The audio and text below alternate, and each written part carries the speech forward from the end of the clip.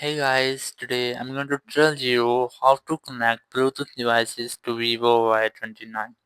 If you're using Vivo Y29 and you want to connect with Bluetooth devices, so let's see how can do this. You just have to scroll down your control panel and here you'll get the Bluetooth option. Just keep a long press on it, then select more Bluetooth settings.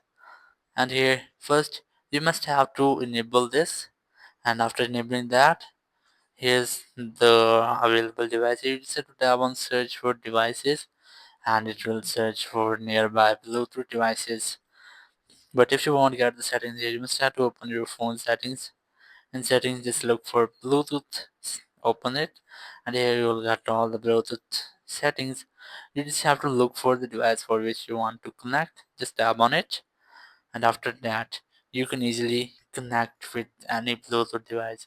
So that's how you can easily connect with Bluetooth devices on Vivo Y29. Thank you very much for watching the video. Until next video, bye bye.